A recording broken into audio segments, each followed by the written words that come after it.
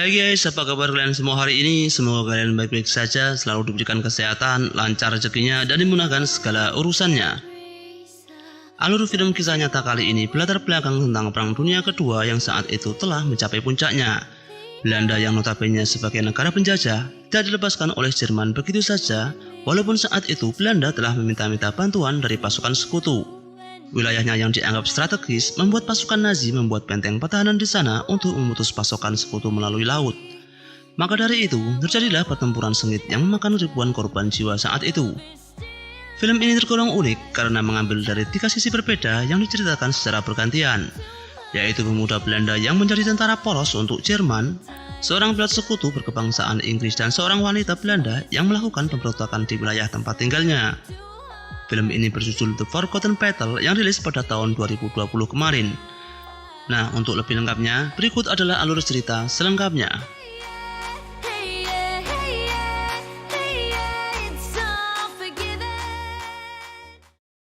Tepatnya pada tanggal 6 Juni 1944, pasukan sekutu mulai menginvasi Normandia. Setelah bertempur selama 2 bulan, akhirnya pasukan sekutu berhasil memukul mundur pasukan Jerman hingga ke perbatasan Belgia dan Belanda. Pasukan sekutu pun berhasil menguasai pelabuhan Antwerpen. Namun selama Jerman masih menguasai sungai De Schelde, pelabuhan Antwerpen tidak dapat dijangkau oleh pasukan sekutu.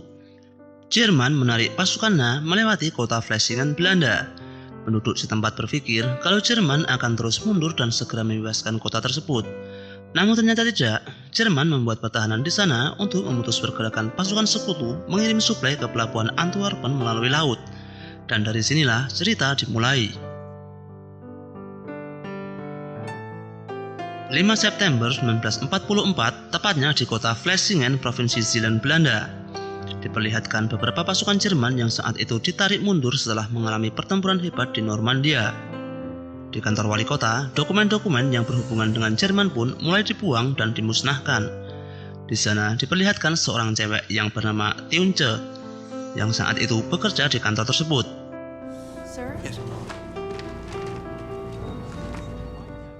Tunje kemudian menghampiri temannya yang bernama Jana. Mereka sangat bahagia setelah mendengar pasukan Kanada telah melewati perbatasan. Mereka pun ikut bergabung bersama warga menyaksikan mundurnya pasukan Jerman yang telah menjajah mereka. Adik dari Tunje yang bernama Dick juga ikut menyaksikan momen tersebut dan mengabadikannya dengan menfoto iring-iringan pasukan Jerman yang telah mundur melewati daerahnya. Karena merasa direndahkan, salah satu perwira pasukan Jerman itu pun tersinggung. Ia meminta kamera Dick dan membuangnya.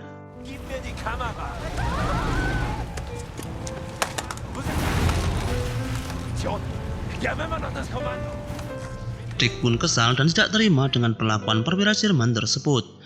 Dia membalas dengan melempar batu ke arah truk yang saat itu hendak melewatinya.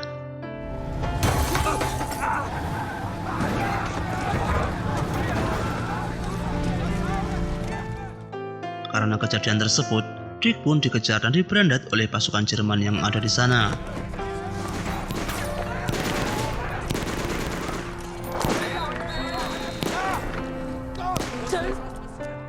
Tunje kemudian pulang dan bertemu dengan ayahnya yang bernama Fischer.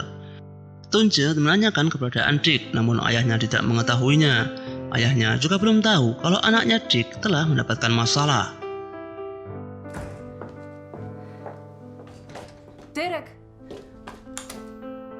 Dengan harap-harap cemas, Tunje menunggu adiknya hingga malam hari, yang ternyata Dick masih selamat dan hanya terkena goresan peluru di lengannya. You and Dad, you're sissies, both of you. Not a word to him, okay? Kemudian kita ditarik mundur tepatnya pada tanggal 11 Agustus 1944 di kota Narva. Di sini kita diperkenalkan oleh seseorang yang bernama Marinus van Staveren. Ia adalah anak muda Belanda yang menjadi separatis pasukan SS Nazi Jerman yang saat itu ditugaskan untuk mempertahankan kota Narva dari gempuran Rusia.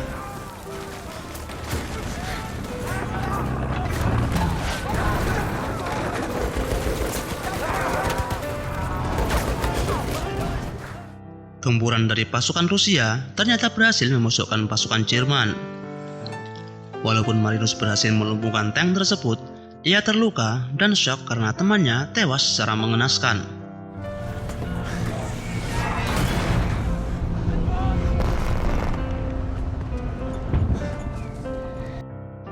Marinus yang terluka dibawa ke rumah sakit untuk menjalani perawatan.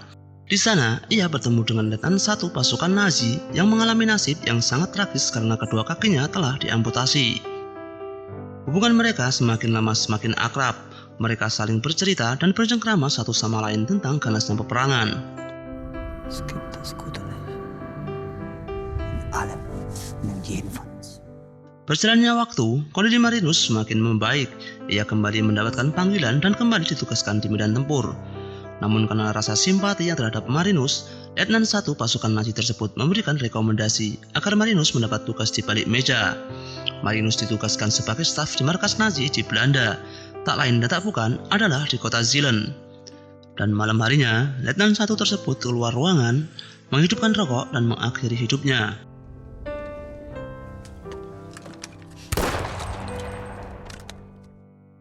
Sementara itu dari pihak sekutu, tepatnya pada tanggal 16 September 1944 di kota Dorset, Inggris, diperlihatkan sersan muda yang bernama William Sinclair. Ia adalah pasukan angkatan udara Inggris yang sedang melakukan latihan penerbangan pesawat layang. William adalah seorang tentara yang gabut karena tidak pernah terjun langsung dalam peperangan. Setelah melakukan latihan, William meminta kepada komandannya yang bernama Tony Turner untuk ikut dalam operasi yang akan dilakukan setelahnya. Only with your father's permission. Tunje yang saat itu berada di rumah bersama dengan ayahnya baru sadar dan mengetahui kalau Jerman tidak meninggalkan kota yang mereka tinggali. Pasukan Jerman kembali dan membangun markas di sana. The Germans are back. The Allies never crossed our borders. They won't just give up on Volga. Pasukan Jerman memulai operasinya dengan menangkap 3 anak muda yang diduga terlibat atas tewasnya prajurit Jerman karena ulah dik di awal film. Tunje mengetahui hal tersebut setelah mendengar pembicaraan salah satu komandan Nazi yang saat itu menemui wali kota di kantornya. They are looking for the person who did it. You have to go into hiding. Yana can help. Dirk has to go into hiding, and they're after him. I know people. Saat itu, pasukan udara Inggris berencana melakukan serangan besar-besaran dengan menerjunkan 35.000 pasukan dari pesawat militer dan pesawat layang, mendarat di perbatasan Belgia dan Belanda 64 mil di belakang garis musuh dengan tujuan mengambil alih kembali kota Arnhem dari tangan Nazi. Kemudian berkumpul kembali dan melanjutkan misi ke Berlin untuk mengakhiri tirani Nazi yang telah menguasai Eropa selama 4 tahun. Diketahui, ayah William adalah jenderal yang memberi komando. Ia pun tidak diizinkan untuk operasi tersebut dengan alasan belum siap untuk terbang. Namun, William berbohong kepada komandannya yang melapor kalau dirinya telah mendapatkan izin dari ayahnya. It's done. I can come. Welcome aboard. Thank you, sir. Berangkatlah mereka menuju Arnhem. Mereka berangkat dengan penuh semangat dan optimis. Seperti yang direncanakan sebelumnya, mereka akan mendarat di perbatasan Belgia dan Belanda di seberang kota Zielen. Namun di saat mereka di atas kota tersebut, mereka mendapat sambutan dengan tembakan anti pesawat dari pasukan Jerman. Beberapa pesawat pun terkena tembakan dan berjatuhan. Hal yang sama juga terjadi pada mereka. Pesawat yang dipiloti komandan Tony dan William juga terkena tembakan tersebut.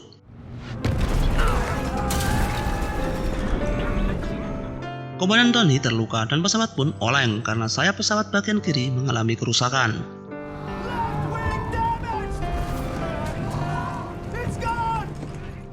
Dengan terpaksa, mereka melepaskan tali pengikat dengan pesawat yang ada di depannya, yang akhirnya pesawat yang dipiloti Tony dan William jatuh ke sungai Schelde.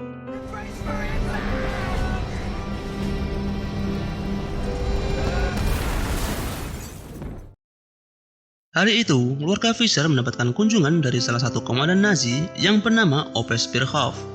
Ia adalah orang yang sebelumnya mencari beberapa pemuda dan menemui wali kota Zielen. Ia dan pasukannya menunggu Dr. Fischer yang saat itu masih bekerja di tempat medis. Und das ist Ihr Bruder, nämlich. Dirk. Ja.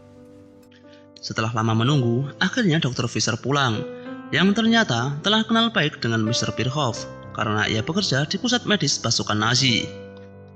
Mereka pun berbincang-bincang sembari mengobati kaki Mr. Pirhoff yang terluka karena pecahan peluru. Di tengah-tengah perbincangan mereka, Mr. Pirhoff memberi pesan kepada Dr. Fisher jika nanti bertemu dengan anaknya Dick, ia diminta untuk melapor ke kantornya. Dr. Fisher pun terkejut dan sedikit curiga dengan perkataan Mr. Pirhoff yang sepertinya anaknya telah dituduh sebagai pemberontak. Mereka sekeluarga akhirnya berdiskusi. Di sini, Dr. Fisher baru saja mengetahui kalau Dicklah yang membuat ulah atas tewasnya 3 pasukan Nazi sebelumnya. I'm turning myself in. No. Terjadilah perdebatan di antara mereka. Dengan alih-alih Dr. Fisher kenal baik dengan Mr. Pirhoff, Tunje dengan terpaksa menyetujui usulan ayahnya. Mereka berencana untuk melakukan negosiasi, meminta keringanan, dan meminta agar Dick tidak dihukum mati dan hanya dipenjara, karena sebentar lagi perang akan usai. Sementara itu di sisi lain, Komandan Tony, William, dan beberapa pasukan yang berada di pesawat berhasil selamat. Mereka membawa Komandan Tony yang terluka menggunakan tandu dan mendereknya sambil berjalan di atas sungai yang dangkal tersebut. I think the Germans flooded these islands on purpose. Mereka pun berjalan dengan was-was dan waspada karena perjalanan mereka menuju Arkham masih cukup jauh. Pasukan Jerman pun pastinya menyisir sungai tersebut untuk mencari keberadaan pesawat yang berhasil mereka jatuhkan. Dan memang benar apa yang mereka khawatirkan, tentara SS menyisir lokasi tersebut dengan perahu.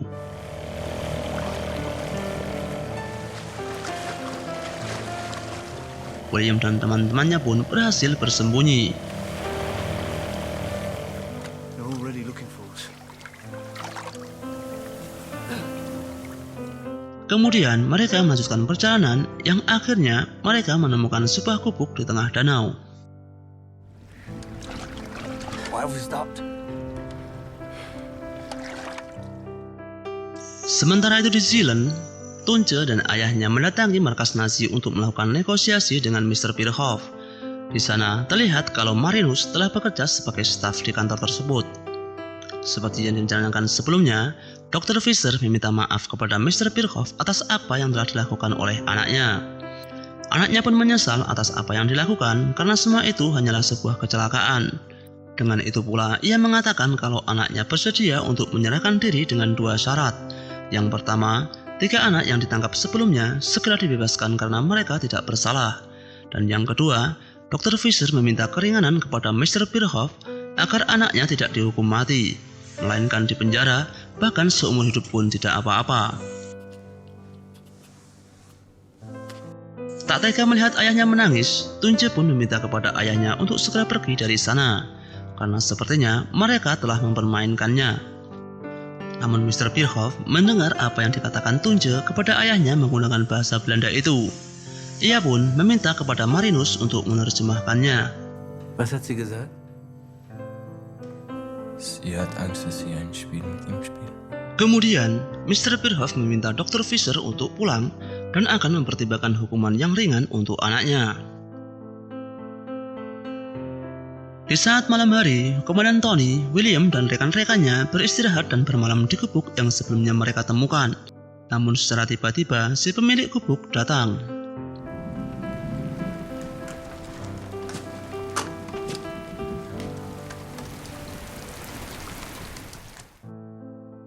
Si pemilik gubuk tersebut ternyata menyambut mereka dengan baik dan membiarkan mereka beristirahat di sana. Bahkan memberitahu kalau pasukan Kanada telah melewati perbatasan Belgia. Mendengar itu, Komandan Tony memutuskan kalau besok pagi mereka harus berangkat menuju ke sana. We move out in the morning. End of discussion. Esok harinya, Dick dijemput dan menyerahkan diri kepada pasukan Nazi. Di saat ia melakukan pelukan perpisahan, Dick berbisik kepada Tunje, meminta untuk menyerahkan amplop di bawah meja kerjanya kepada Jana.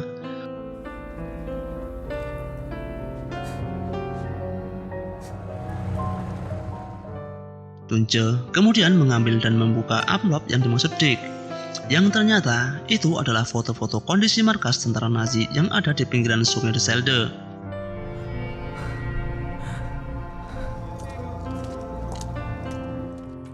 Tak ingin berlama-lama, Tunje langsung menemui Jana di tempat kerjanya, kemudian memperlihatkan foto tersebut dan mengatakan kalau Dick telah ditangkap. Derek's been arrested. Karena mengetahui pentingnya keberadaan foto-foto tersebut bagi para pejuang, Tunje tidak langsung memberikannya begitu saja kepada Jana. Tunje akan memberikan foto tersebut apabila para pejuang berusaha menyelamatkan adiknya. Jana pun tidak bisa memberikan keputusan, akan tetapi meminta Tunje untuk datang ke tempat kerjanya pada jam 8 malam. Malam harinya, Tunje kembali menemui Jana. Ia dipertemukan dengan salah satu perwakilan dari para pejuang. Di sini, Tunje mengetahui kalau adiknya telah bergabung dengan para pejuang secara sukarela. Tunje akhirnya memberikan foto-foto tersebut setelah menyadari bahwa kelakuan Dick kemarin menempatkan para pejuang dalam bahaya, karena kini mereka telah diincar oleh tentara Nazi. Mengetahui kalau Tunje bekerja di balai kota, salah satu pejuang kemudian meminta bantuan kepada Tunje untuk mengambil peta pasang surut Sungai De Selde dan rawa-rawa. Tunje pun mau mengambil peta tersebut apabila para pejuang mau berusaha menyelamatkan adiknya. And if I find this map, you'll help Dirk.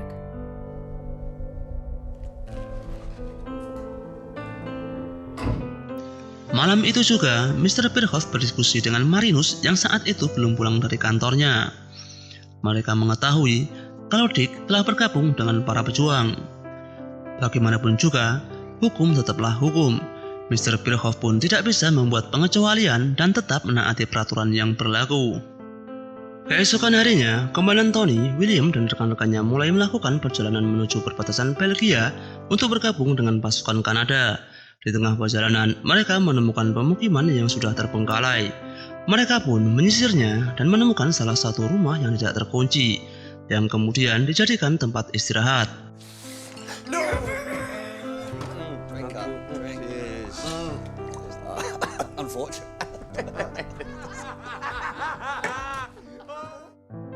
Dan esok harinya, William mendapati kedua temannya telah kabur saat malam hari. Mereka membawa makanan, minuman, serta peralatan. Walaupun kecewa, Komandan Tony meminta kepada William untuk membiarkannya.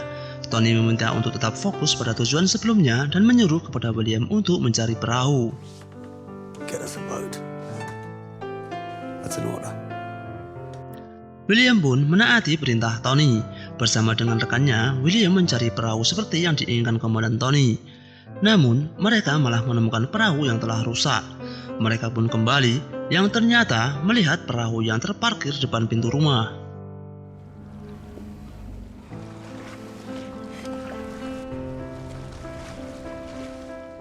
Mereka pun menyisirnya dan mendapati dua tentara Nazi mencari barang carahan di tempat tersebut. William pun menangkapnya dan kemudian terjadi perkelahian dengannya.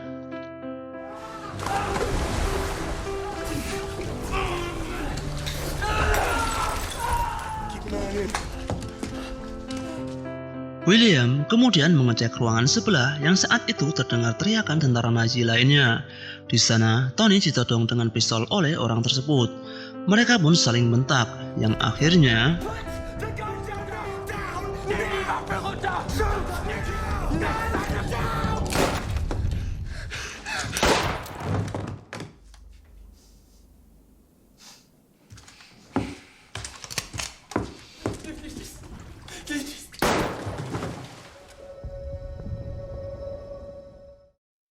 kini tinggal mereka berdua.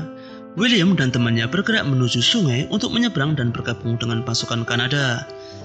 Namun, temannya terlalu takut untuk menyeberangi sungai tersebut, yang akhirnya William menyeberang sendirian.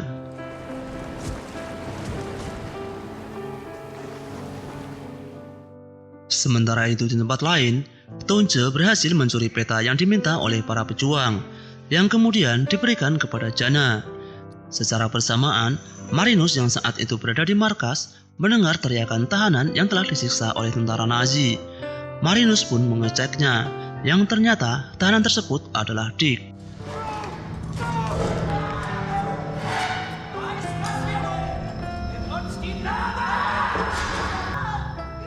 Tak tega melihat itu, Marinus pun kembali ke meja kerjanya. Dan tak selang lama, ia diberikan nama-nama para pejuang untuk dicari dan akan dieksekusi. Mendengar bangsanya diperlakukan seperti itu, jiwa patriotisme Marinus pun mulai tumbuh. Sofort in Haft nehmen und exekutieren. Was machen wir mit denen? Keine Sonderbehandlung. Tentara Nazi pun bergerak cepat. dan mulai menangkap nama-nama yang telah ditetapkan sebagai pemberontak. Sementara itu, Marinus yang mulai kecewa dengan atasannya menemui Tunce secara diam-diam dan memberitahu kalau Dick akan dieksekusi bersama dengan para pejuang lainnya. Namun sayangnya, di saat momen tersebut ia kepergok salah satu pemimpin pasukan Nazi. Sebagai imbasnya, Marinus pun dipecat dari pekerjaannya dan dijadikan algojo untuk mengeksekusi para pejuang Belanda yang tak lain adalah bangsanya sendiri. Dr. Fischer yang saat itu diberitahu Tunce segera bergegas menemui Mr. Bierhoff. Namun setelah ia selesai melakukan pemeriksaan, Dr. Fischer melihat kalau Dick telah dibawa dengan truk ke tempat eksekusi. Dr. Fischer pun bergegas menemui Mr. Bierhoff, namun ia mengabaikannya.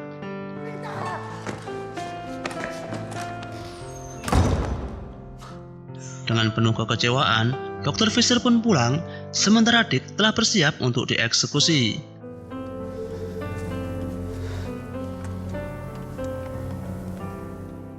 Marinus yang saat itu ditunjuk sebagai algojo dengan terpaksa memperlihatkan loyalitas sebagai pasukan Nazi, walaupun di dalam hatinya Marinus menolak untuk melakukannya.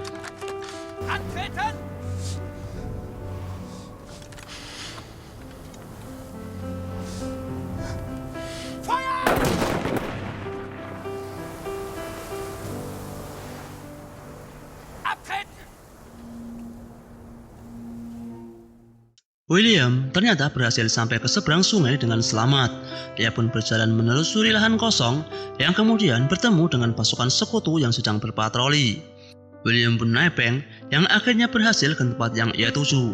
Di sana ia diterima dan ikut bergabung dengan pasukan Kanada. Mengetahui kalau adiknya telah tewas, Tunce pun menemui Jana. Mereka bersedih dan berduka atas kabar yang tidak mengenakan itu. Ternyata salah satu kelompok pejuang masih ada yang selamat dari kejaran tentara Nazi. Orang tersebut meminta kepada Tunce dan Jana untuk menyerahkan foto beserta peta yang telah ditandai kepada pasukan sekutu agar perjuangan mereka tidak sia-sia. Foto-foto yang sebelumnya dihasilkan oleh Dick adalah foto-foto basis pertahanan dan senjata-senjata berat milik Jerman yang kini lokasinya telah ditandai di dalam peta. Jerman juga telah memasang senjata berat di ujung bendungan. Jika tentara sekutu masuk melalui bendungan tersebut, maka akan menjadi sasaran empuk di sana. Their only chance is at high tide, through the mud, so they can attack them from here. Kini tugas tersebut diserahkan kepada Tunce dan Jana karena orang tersebut tidak lagi mampu melakukannya. Marinus yang moralnya mulai jatuh, kini ditugaskan kembali di medan tempur. Tepatnya berada di ujung bendungan yang disebutkan sebelumnya.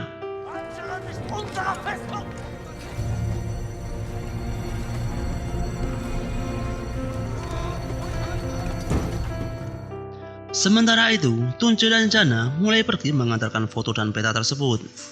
Seperti yang dikatakan pejuang sebelumnya, mereka akan menemukan perahu kecil yang sebelumnya disimpan oleh para pejuang setelah menelusuri dataran rumput dan peternakan Cornelis. Namun mereka tidak berani ke sana karena tempat tersebut berdekatan dengan jalan pintas yang telah dikuasai Jerman. Mereka pun menunggu gelap, sementara pasukan Nazi telah mempersiapkan bom untuk menghancurkan jalan pintas tersebut. Tentara Nazi menembakkan suar. Setelah suar itu meredup, mereka pun memutuskan untuk mengambil perahu tersebut dan mendorongnya menuju perairan. Namun secara tiba-tiba, jalan pintas tersebut diledakkan oleh tentara Jerman. Mereka pun ketahuan, tentara Nazi langsung menghujani mereka dengan tembakan.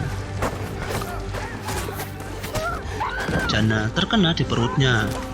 Tunce kemudian memberikan peta tersebut kepada Jana dan mendorong perahu sekuat tenaga menuju perairan, sedangkan dirinya menyerahkan diri untuk ditangkap.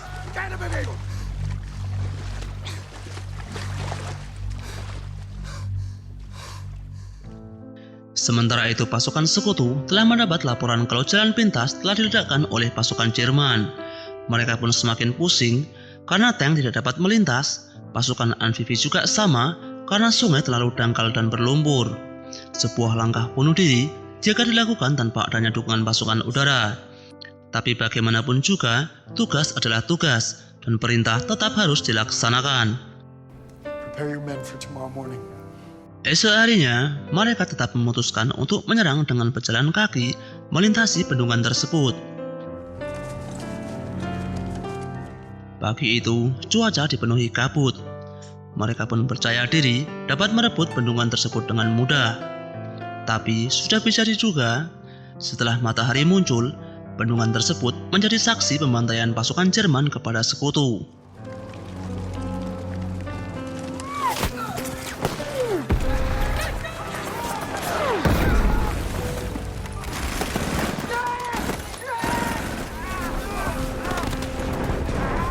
Pasukan Jerman mengebur habis-habisan pasukan Kanada saat itu, baik menggunakan senjata ringan ataupun senjata berat. William yang saat itu berada di garis depan, beruntung masih selamat dari maut yang ada di depan mata.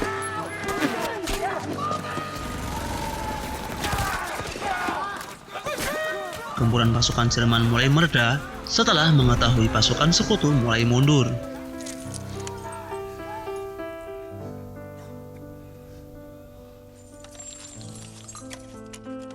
Mereka yang kembali ke markas seakan tidak percaya kalau mereka baru saja kalah telak dan menjadi bulan-bulanan tentara Jerman. Sementara itu di pihak Jerman, mereka baru saja berhasil memenangkan pertempuran tanpa satupun pasukan yang terluka. Namun bagi Marinus, hal itu membuat dirinya semakin merasa bersalah. Kemudian, pasukan sekutu yang berpatroli menyisir pinggiran sungai secara tidak sengaja menemukan perahu kecil yang dalamnya terdapat seorang cewek memegang tas kulit yang sedang sekarat. Tak lain dan tak bukan, itu adalah Jana. Tim medis kemudian membawa Jana ke tempat perawatan, karena saat itu Jana masih bernafas. Di saat dokter memeriksa, dokter tersebut menemukan foto dan peta yang dibawa oleh Jana. Dan setelah itu, Jana pun mengembuskan nafas terakhirnya.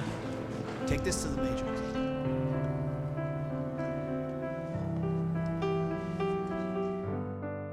Sementara Tunjo yang tertangkap oleh pasukan Nazi dikurung di sebuah ruangan. Para mayor dan komandan pasukan Kanada tersebut akhirnya menganalisa peta dan foto-foto yang telah dibawa oleh Jana. Mereka pun akhirnya lebih mudah membaca situasi dan menyusun strategi. Malam harinya, mereka mulai melakukan pergerakan di saat air sedang pasang. Prajurit tersebut dikerahkan menuju garis belakang pertahanan Jerman untuk menyergap. Di waktu yang bersamaan, prajurit lain dikerahkan untuk menyerang dari depan bendungan sebagai pengalih perhatian. Pasukan Jerman tidak menyadari kalau mereka telah disergap dari belakang. Penyergapan tersebut pun berhasil, pasukan Jerman panik dan tercerai-berai tidak karuan.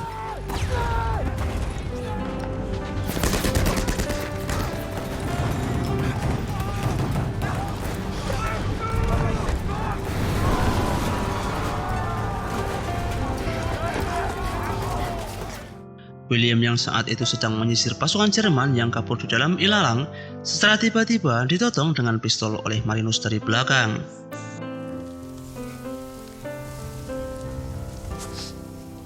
Marinus yang saat itu mentalnya down dan dirundung rasa bersalah, menurunkan pistolnya dan menyerahkan diri kepada William.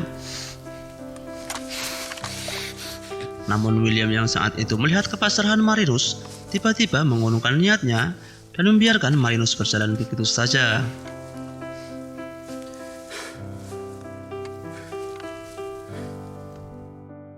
Kemenangan pasukan sekutu saat itu ternyata berhasil merebut benteng pertahanan Jerman di pesisir sungai De Schelde. Mereka pun menyeberangi sungai dengan senjata-senjata mereka, sedangkan pasukan Nazi terpaksa mundur menuju kota Zielen. Namun, mereka terus dibombardir pasukan sekutu dengan tembakan artileri. Ledakan pun di mana-mana.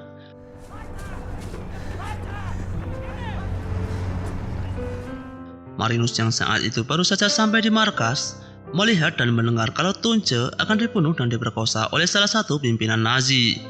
Melihat itu, Marinus mulai muak dan membalas atas apa yang telah dilakukan Nazi kepada kaumnya.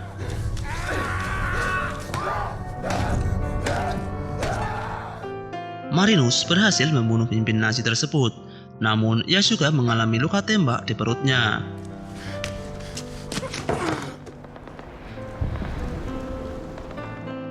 Tonje berusaha untuk menolongnya, namun sepertinya Marinus sudah tidak berniat untuk hidup.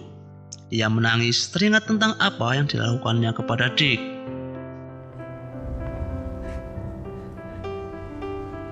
You'll be fine. Tak lama kemudian, William dan tentara sekutu lainnya datang. Di momen inilah ketika pejuang dari sisi yang berbeda dipertemukan.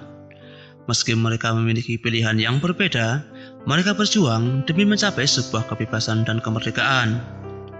Dan akhirnya, tanpa sepatah kata pun, Marinus tewas saat itu juga. Still